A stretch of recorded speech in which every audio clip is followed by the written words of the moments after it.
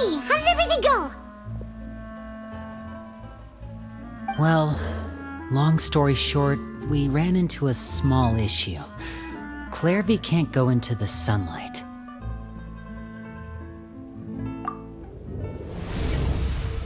Everything was fine at first. She followed me up to the surface just like I told her.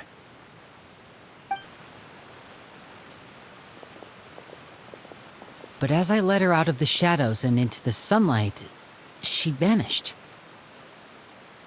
I turned around and there she was, standing at the edge of the shadows, silently watching me.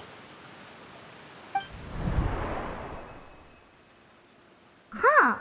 Maybe she's afraid of sunlight, or... No, it wouldn't be her wish if that were the case. Well, we could always try pushing her into it. Oh, true. I've pretty much tried it all already. Nothing worked. Eventually, the sun went down, so all I could do was bring her back here. How did it go with you, Lynette? Good. I've got the list. It's right here. Really? Well, what are we waiting for? Let's take a look!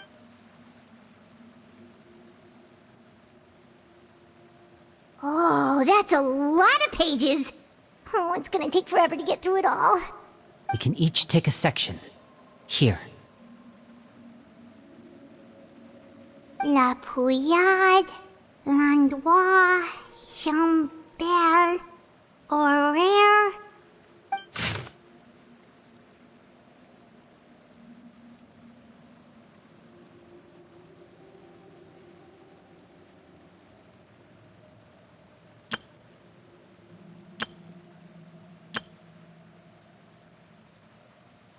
Oh, yikes. That horaire guy has a huge scar on his face. He's kinda giving Paimon the creeps. I've met him before. The scar is from an injury he received during a mission. I still remember him joking with me about it. He said any future lover would take one look at him and then lose all interest. Did he say anything else? Well, I asked if there was someone he was interested in. He said no, and that's where our conversation ended. It was only later that I learned he really did have someone he liked. He risked everything to escape so he could be with her, but it didn't work. One day, Father asked to see him, and, well, I never saw him again after that. Wait, so that means the knave, It may seem cruel, but it's just one of the rules of the house. Betrayal is not to be taken lightly. We know too many secrets to come and go as we please. So, if you do try to leave, you pay with your life.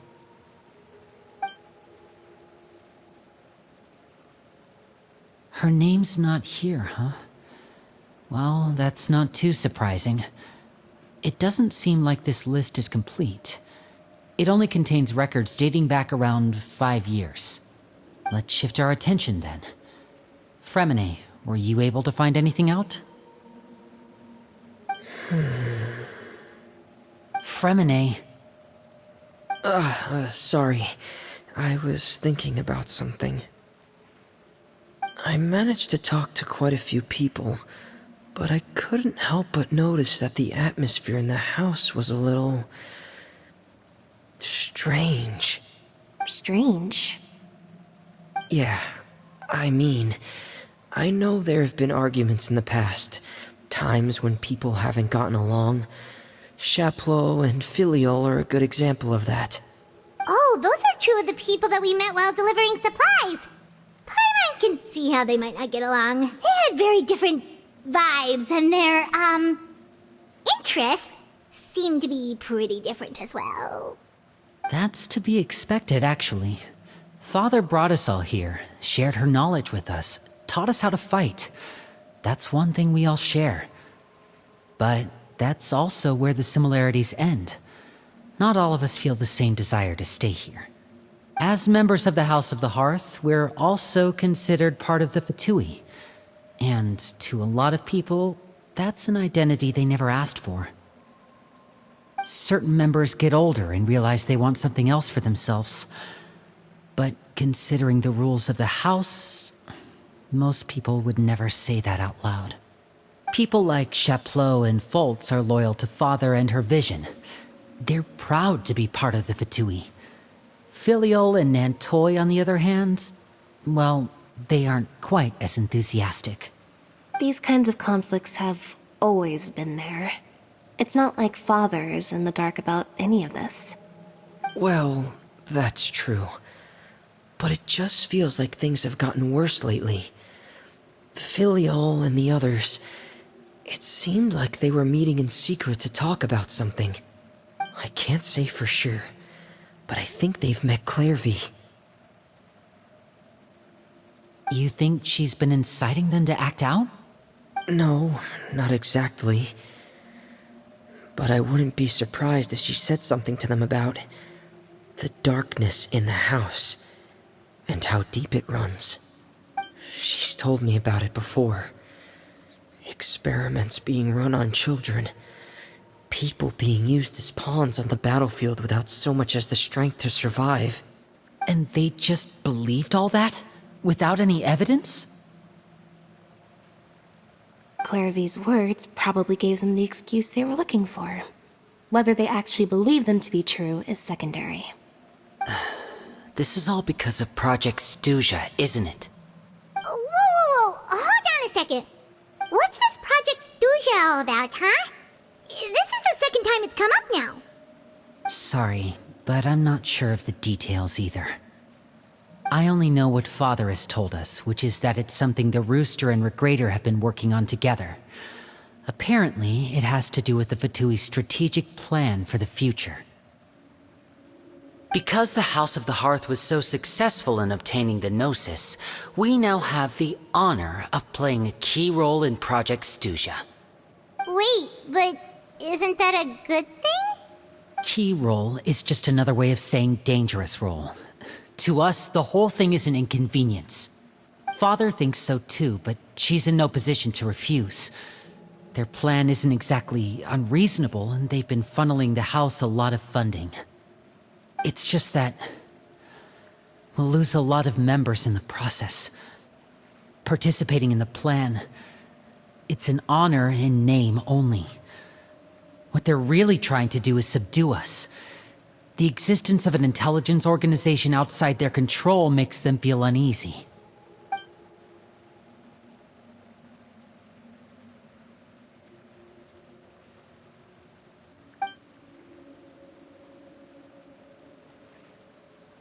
Okay, super complicated top secret Fatui business aside, what does all of this have to do with the conflicts you were talking about earlier?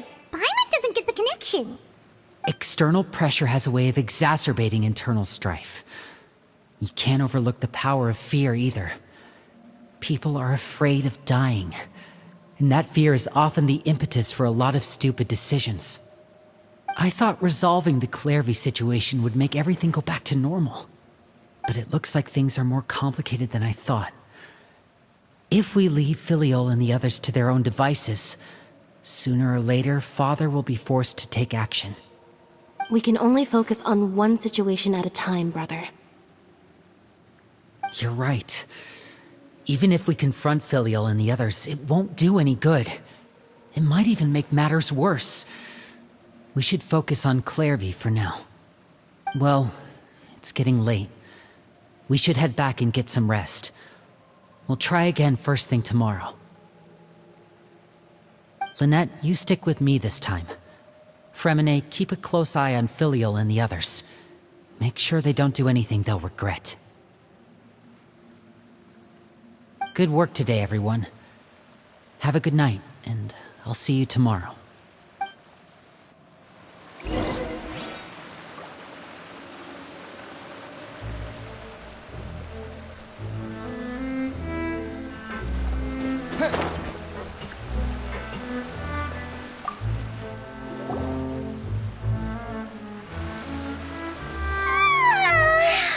Paimon was looking forward to an early night, but she can't sleep at all.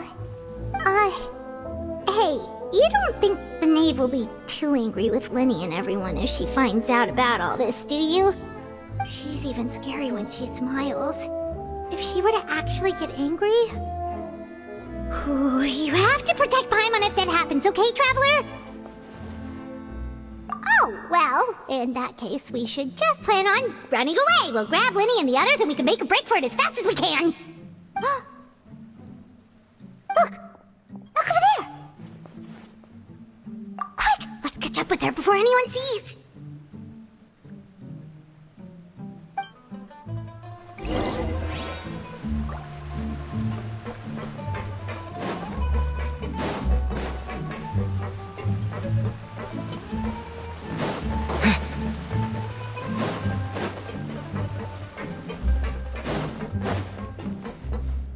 Over there!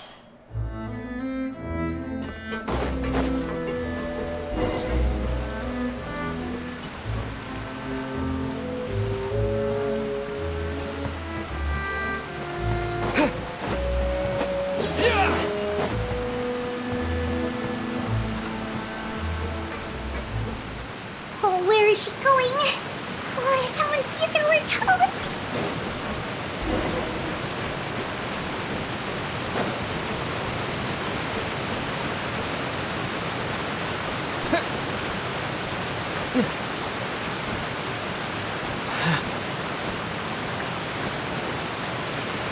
Oh, look!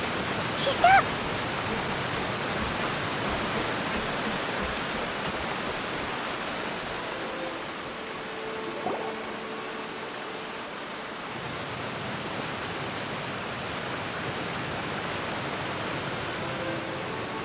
Clairvy! Shh! I opened the window while no one was looking. Look how pretty the outside is. If only I could have more than this. You probably think I'm being silly, huh? All this hopeless resisting. It's better to dream of what I could have than try to make it a reality, right? Please, help us get on the same page here, Clary. We need you to tell us what you know. Can you do that? Sure. Although, after you hear all this, I think you might regret that decision. Everyone in this family is nothing more than a tool, something to be used and exploited. We're all expendable, including me. As long as you're useful, you get to stick around. Lose your value, and you're handed over to the doctor, experimented on, and given a fate worse than death. I've seen it happen again and again, and I've had enough. You're saying the knave did all that? It's just, that doesn't seem like something she would do. She's scary and all, but it seems like even she has lines she wouldn't cross. I knew you wouldn't believe me. Everyone thinks she's a good person. They all think of her like a real mother. Mother? But she doesn't deserve that title. She's disgraced it and tarnished it. And if I had things my way, I'd never see her again. If only Perry were here, she'd understand. Perry? There's that name again. Also, Paimon's getting a strange feeling. It almost feels like she's not really here with us. Paimon can't tell if she's actually talking to us or if she's mistaken us for someone else. Well, in any case, it seems like she really needs someone to talk to. We should keep her company for a little longer. She looks so young. But it seems like she's been through a lot. It's getting windy. I should close the window. Ooh, look at the moon. Isn't it pretty? Hey, wanna hear a secret? I heard that if you look up at the night sky in Snezhnaya, you can see the aurora. It's supposed to be super pretty. Even prettier than the moon tonight. Perry and I promised each other that once we're older, we're gonna go see it together. But I can't find her. I'm worried she's also been... No, that wouldn't happen to her. She's special. Mother likes her a lot. I should really go talk to Mother, but we just fought. She doesn't want to see me, and I'm too scared to face her. What should I do?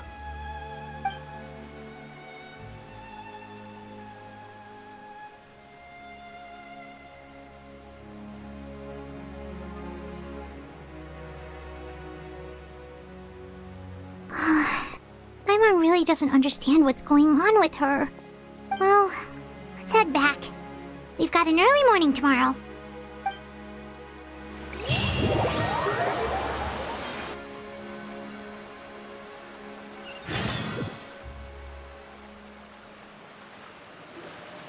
All right, looks like we're all here. Let's go ahead with the plan. Oh? What is it? What makes you ask that? Well, we kinda ran into Clairview last night, and that's what she told us.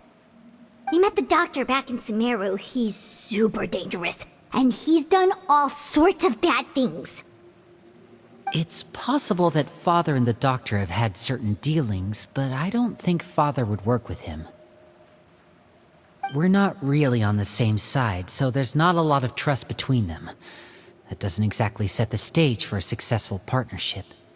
I did hear, though, that when Father first became a Harbinger, the Doctor offered to work with the House of the Hearth. Father rejected most of his proposals, except for one. It had to do with some sort of secret experiment. Secret experiment? Could that be what Clairview was talking about? I don't think so. I don't know any details about the experiment itself, but I do know it's an entirely independent operation. The Doctor only proposed a direction for the research. That was the extent of his involvement. I still don't think that counts as working together. The details of the experiment are confidential, but complete records are kept on all participants. That doesn't seem to be the case with the situation Clairview referred to. I know you don't agree with some of the Fatui's methods, and I'm not asking you to. But I am asking you to trust us on this. The House of the Hearth has its own principles. There are certain lines we're not willing to cross. Alright, that's good to hear at least. Clairview seems to think the Knave and the Doctor worked together to do something horrible. If that turned out to be true, Paimon doesn't know how he would even face you guys. It's just that it doesn't seem like Clairview is lying either. The easiest thing to do would be just ask the Knave directly, but Paimon doesn't think she'd tell us. Father didn't come back last night. She's probably still near the shore. We'll be counting on you to distract her. Lynette, you're with me. Fremine, you know what to do. Be on your guard, everyone. All right, let's get to it.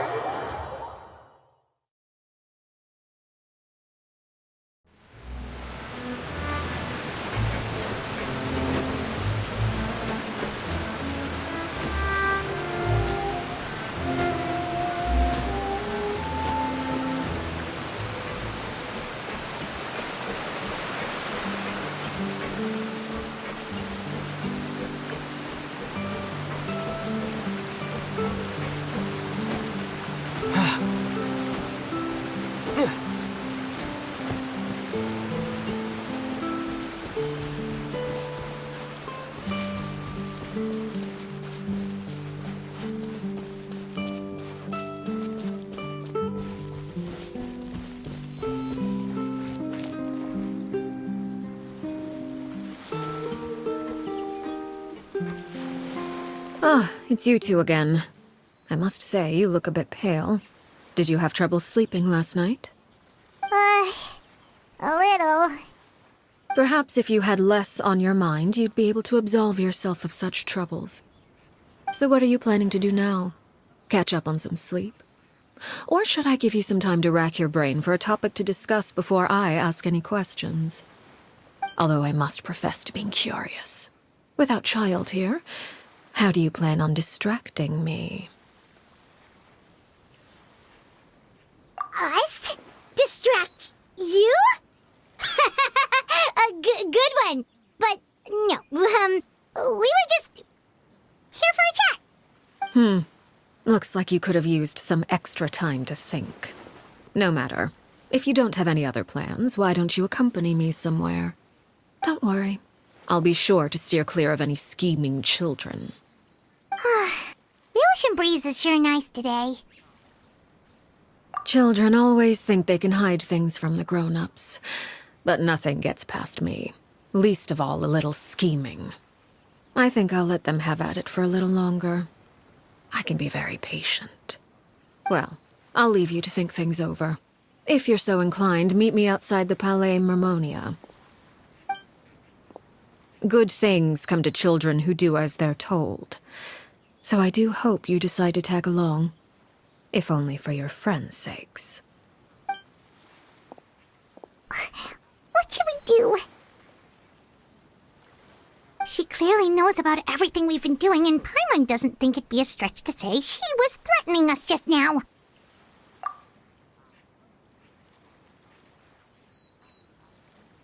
Oh, good idea. Hopefully he sees it in time. Well, we should probably head to the Palais Mermonia.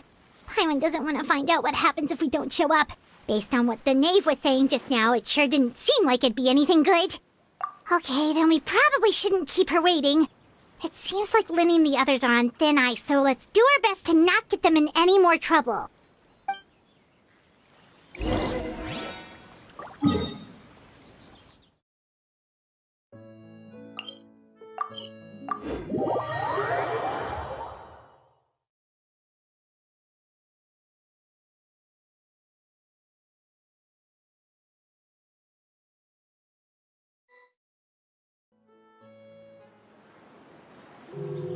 Seeing as we still have some time before my meeting, we might as well enjoy some pleasant conversation while we wait.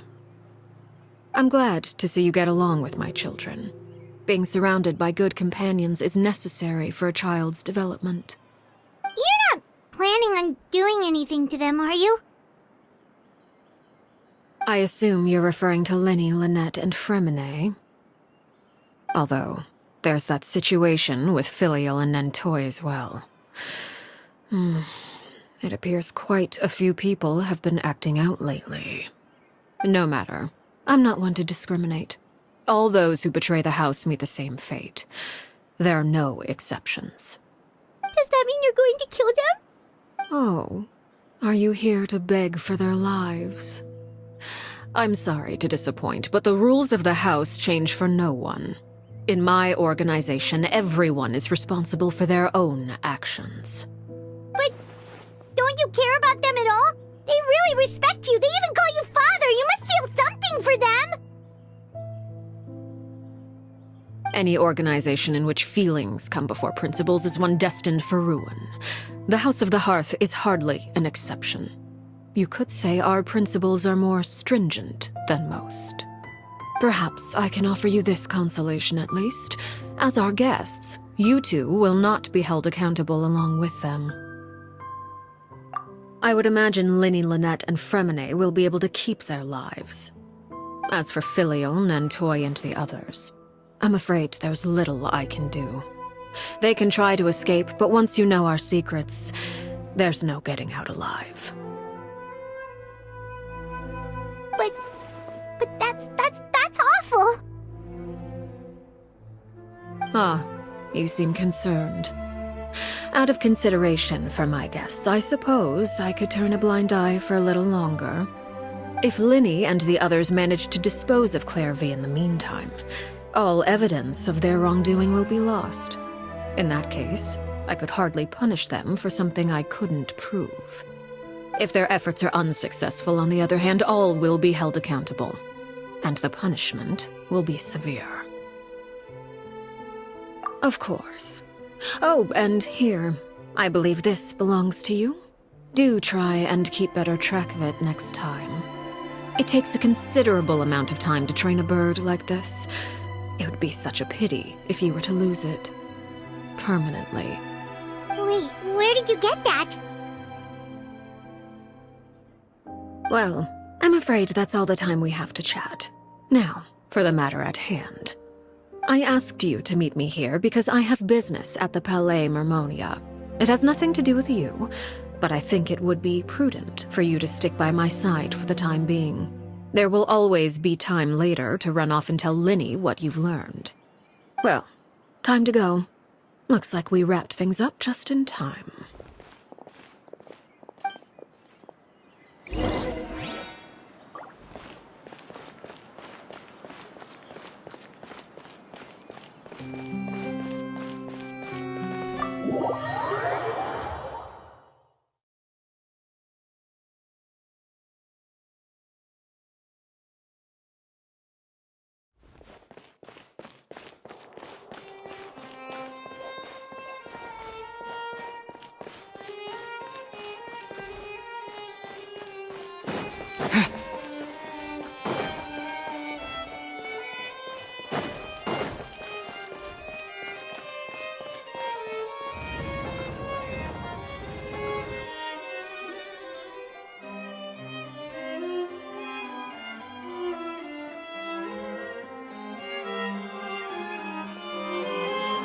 It's been a while, Monsieur Neuvillette. I must say, I wasn't expecting my meeting request to be approved quite so quickly. The Palais Mermonia operates with an efficiency worthy of admiration. It is only right that an esteemed diplomat such as yourself should be afforded the proper level of respect. Although, if I may speak plainly, I must confess that I did not anticipate we would have the occasion to meet again after presenting you with the Gnosis. I see you've brought the Traveler and Paimon with you as well. If I may inquire as to the purpose of your visit. I'll be departing Fontaine shortly. There is, however, an outstanding matter that I would like to see resolved before I go. It requires a rather lengthy explanation, I'm afraid. So I took the liberty of explaining everything in this proposal. Please review it at your leisure, Monsieur Neuvillette.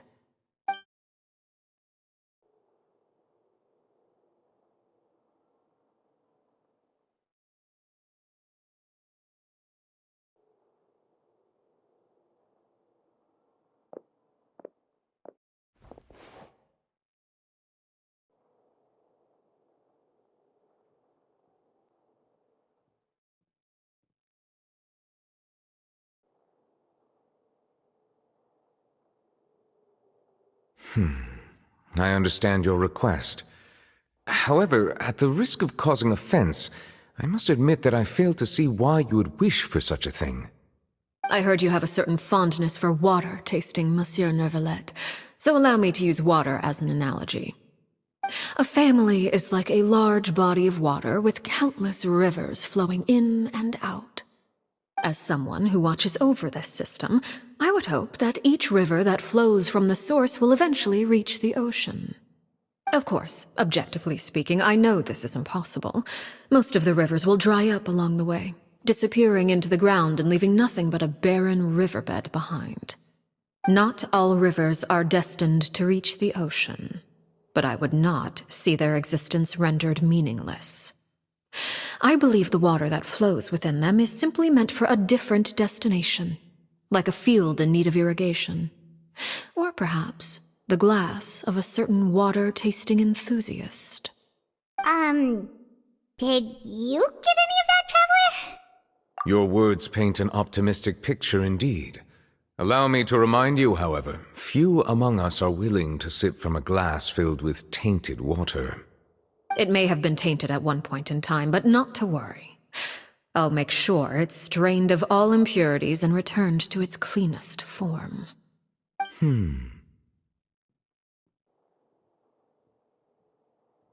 I seem to recall there being a transactional aspect to your proposal. Perhaps you could expound on that? If you accept my proposal, Monsieur Neuvillette, I will gradually withdraw my forces from Fontaine. And, unless absolutely necessary, I will no longer carry out any special missions within Fontaine. I presume I can take your words to mean that, in the future, cases similar to the Tartuffe assassination will cease to cross my desk? Tartuffe? Ah, that thief who embezzled funds from all those charities, you mean? My deepest condolences to his family, but without any evidence, I cannot imagine how the House of the Hearth might have been involved in his passing. Of course, if you accept my proposal, Monsieur Neuvillette, I'm sure certain measures could be taken to reduce the frequency of such troubles. You choose your words carefully indeed. In that case, I am inclined to accept your proposal. My thanks for your generosity, Monsieur Neuvillette. Well, with that settled, we should be going now.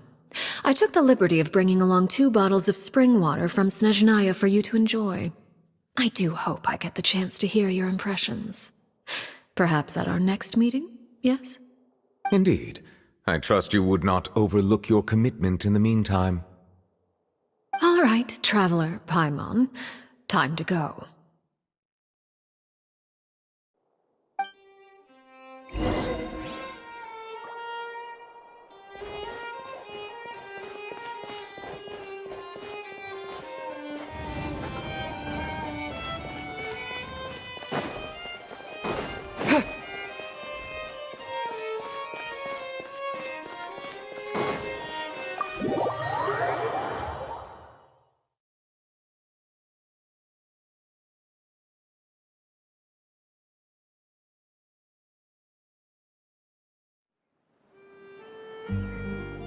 So, what exactly were you talking about back there?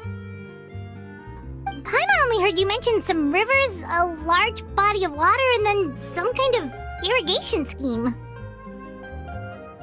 You really want to know? I would imagine there might be more pressing concerns at the moment. Winnie, Paimon really hopes everything's going okay. Oh, Paimon recognizes that look. You've got your thinking cap on, don't you, Traveler?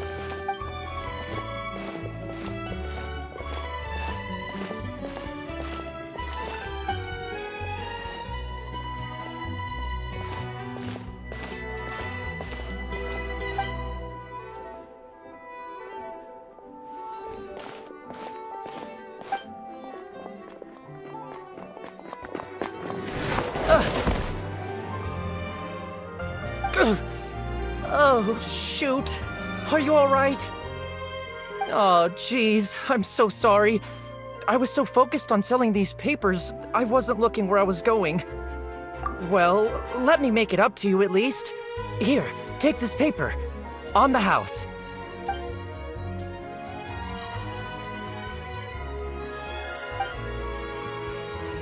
Oh, you don't have to give us anything. Please, I want to.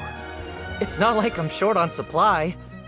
All the extras will be useless come tomorrow anyway. It's my fault, really. I was just trying to bring home some extra mora for the family, but I bit off more than I can chew. I haven't had many takers today, so I'm still swimming in papers. What's going on here? Nothing much. I just ran into your friend here on accident. I should probably get going, actually, so... Hold on. Of course, I'm happy to compensate you with mora, it's just... I don't have any on me at the moment. I'll take 3 papers. Here. Your payment. Oh! Thank you for your patronage. May the Archons bless you with good fortune. If only I had the chance to run into such generous customers every day. I should probably just take on a smaller inventory though, right? I'm getting married soon, so sometimes it's hard to not get ahead of myself. Anyway, I should head out. Goodbye! Well, now that my affairs are settled, we should take the boat back to Poisson. We've even acquired some light reading to enjoy along the way.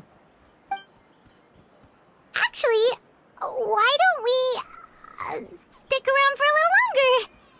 Paimon just realized how hungry she is. She can't head back to Poisson on an empty stomach.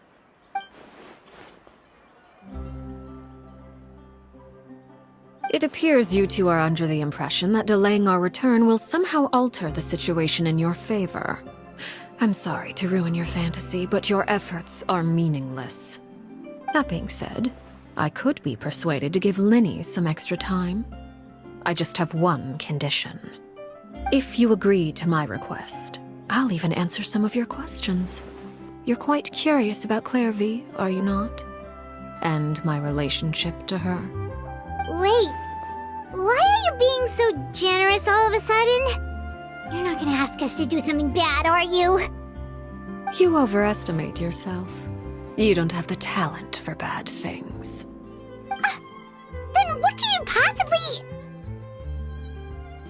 The most important consideration in a negotiation is that both sides receive something they want. Demands and threats only get you so far.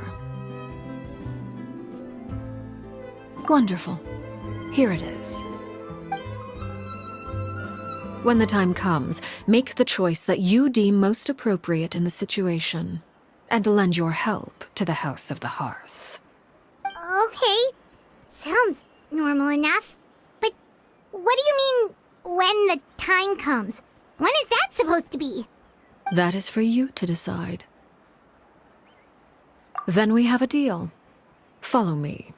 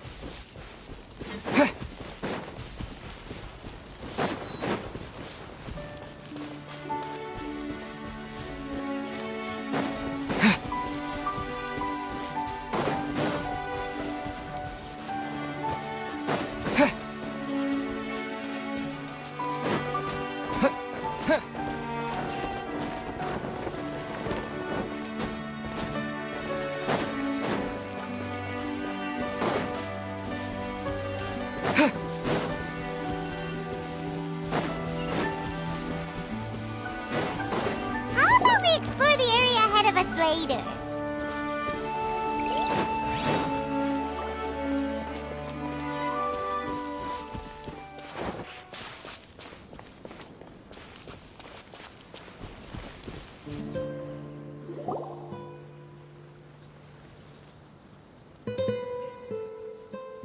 What is this place?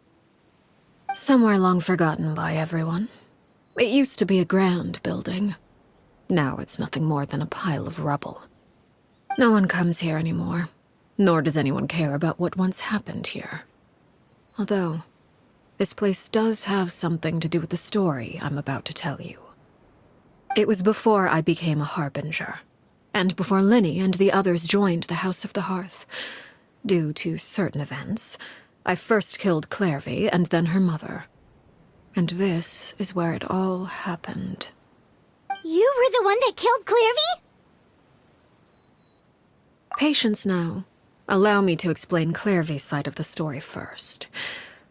I'll start from the beginning. Clairvy was 6 years old when she was brought by her mother, Crucibina, to live in the House of the Hearth. From the outside, it seemed like a fairy tale. A thriving family made up of kind adults and friendly children.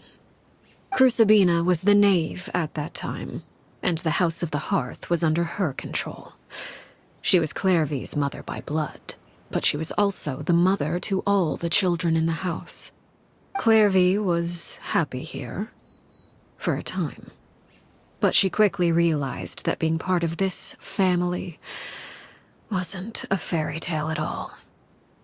It was a kind of purgatory. Purgatory? Exactly. The House of the Hearth takes in war orphans from all over Tevat. But as for how to raise them, that depends entirely on the person in charge. Crucibina came up with a novel idea. She would teach the children to fight, force them to duel each other, and then crown as the king of the house the child who proved themselves most worthy of inheriting her title. It's difficult to estimate the number of children who died or were maimed in the process. There's little I can say about the ones who died. The ones that emerged with permanent injuries, on the other hand, well, they still served a purpose. They would be handed over to the doctor to be experimented on, or sent away on dangerous missions. Nothing more than tools to be used and then discarded. So those were the experiments Clairvy was talking about. But what actually happened to her? You said that Clairvy was Crucibina's daughter, so if Clairvy tried to convince her to stop what she was doing, Crucibina probably would have listened, right? Despite being Clairvy's mother, Crucibina cared little for her daughter. She forced Clairvy to join the House of the Hearth only as a means to demonstrate her own impartiality as a mother, to prove that she treated all her children equally. Clairvy did try to convince her mother to change her ways, but it was to no avail. After her efforts failed, the only other option was to rise up and try to fight back. Unfortunately, the other children had already been thoroughly indoctrinated into the illusion of happiness Crucibina had created. Of course, there was one exception. Someone Clairvy's age who knew the truth about the House of the Hearth. Her name was Peruere. Wait, the friend that Clairvy mentioned? Friend, huh? I suppose we can call her that for now. Clairvy was a cheerful and passionate person with a tenacious spirit. Peruere, on the other hand, was rather cold-blooded. Her cold-blooded nature allowed her to see through Crucibina's facade. Yet, it was also this cold-bloodedness that prevented her from acting against it. At least at first. While Clairvy longed for freedom, Peruere was convinced that, amid all the fighting and violence, she would make it until the end. Despite their differences, the two became fast friends, united by their knowledge of the truth. Clairvy told Peruere that she hoped to create a real family, where no one would be killed or sacrificed. There may have been a certain naivete to her ideas, but Clairvy proved her determination many times over. She tried countless times to run away, ask for help, or expose the truth. But her efforts only earned her beating after beating. The only thing that kept her going was her strength of will. Even with her body racked with pain, she would still stand on her tiptoes and open the window at night. She and Peruere would look out at the moon together, a fierce longing for freedom shining in her eyes. But one day that light simply vanished. Oh no. What happened? Her hopelessness resulted from a culmination of things. 10 years had passed. 10 years worth of failure after failure. She and Peruere weren't children anymore, but finding any chance to escape still seemed as hopeless as ever. It was during this time that Peruere suggested a new plan. If escaping was out of the question, why not take down the very person sitting on top of this throne of lies? Mother herself. Clairvy rejected that proposal. She claimed that, as a famous harbinger, Crucibina possessed an unimaginable amount of power. Trying to kill her would have an incredibly low chance of success. Clairvy never gave another reason, but Peruere could see it written all over her face. Clairvy still thought of Crucibina as her mother. Killing her own flesh and blood was a line she couldn't bring herself to cross. If she couldn't escape and fight back, then only one option remained. Precisely. Death was the only way that she felt she could be free. It happened during a duel. When she arrived at the dueling ring that day, her partner turned out to be none other than Peruere, the very person that had stood by her side all those years. It was a fierce battle. But ultimately, Clairvy decided to let Peruere end her life. From that moment on, Peruere's journey was one written in flames. When the rain finally came and washed it all away, there she stood, the sole victor in Mother's endless game of slaughter. a trail of corpses strewn across her path to success. It was the very result she had predicted 10 years prior. Even then, she believed she would make it until the end. She wasn't surprised by the fact that she emerged as Mother's undisputed heir. Rather, her success left her with an inexplicable sense of restlessness. She was unsettled. And there was only one thing that could quell that sensation. Perhaps you two would like to take a guess as to what it was? Crucibina, you mean? But... Correct. This is the place where Peruware killed her best friend. A mere year later, this is also the place where she fought tooth and nail to kill the mother they shared. The moment she acted, any conception of what was right or wrong ceased to matter. It's one of the principles of the house. Only those who survive get to write the rules. Peruware won the battle, and became a harbinger herself. After which Her Majesty, the Tsaritsa, bestowed upon her a new name.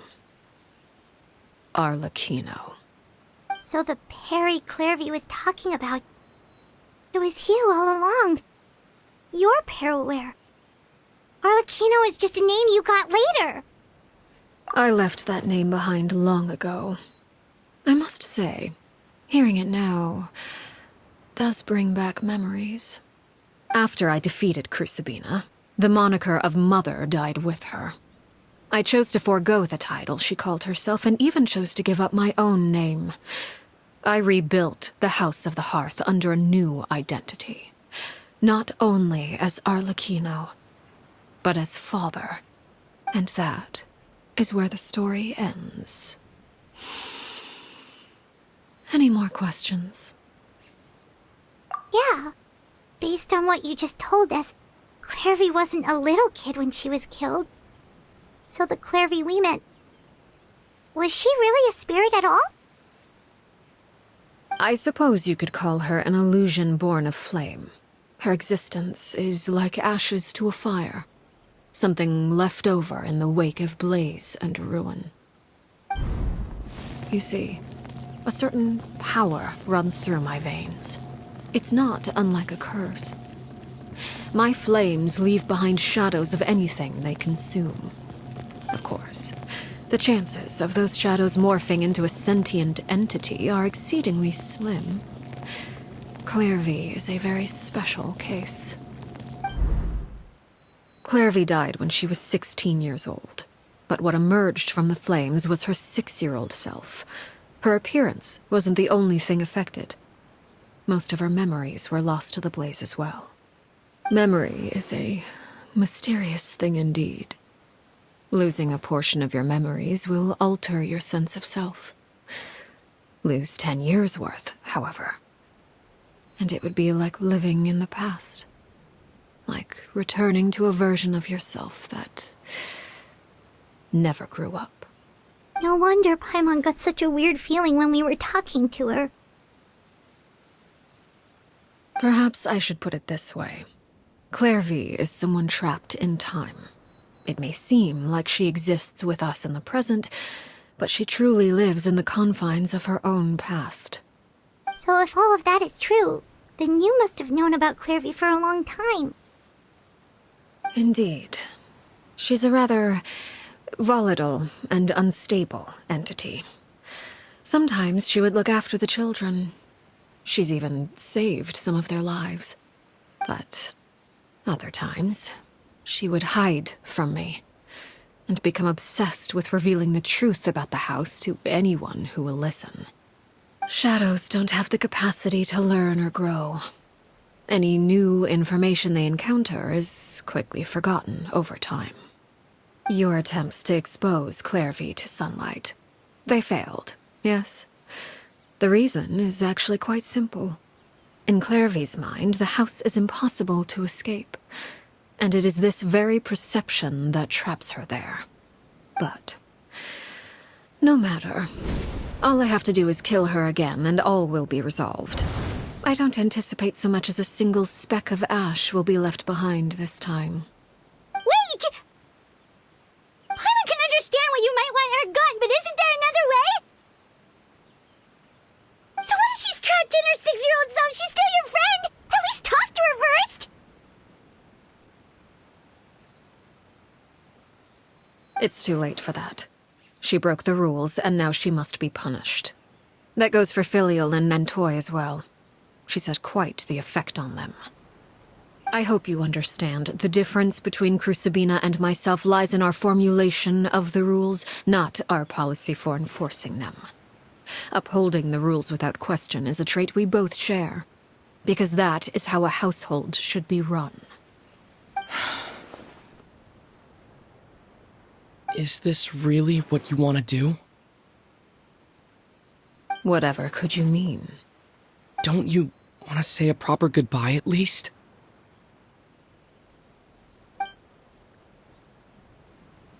Whether as a killer or as a father, there are two things that must be avoided at all costs: anger and sorrow. Anger makes you impulsive. Sorrow causes you to waver. Well, it appears it's about time to proceed. Before we arrived, I told some of my well-behaved children to bring our troublemakers here by nightfall. I do believe I've kept my end of the deal.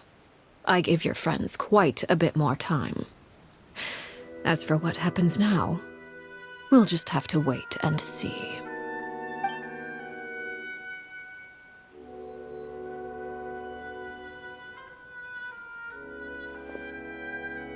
Here they are, Father. You gonna execute him? Seeing something like that would actually be a first for me. Winnie! I'm sorry. I heard about how you helped buy us more time. But I still failed. I couldn't find a way to fulfill her wish. Huh? Are you... Perry? Indeed, it's been a while, Clairvy. Perry! Stay right there. I'm sorry to postpone our reunion, but first I believe certain scores need settling.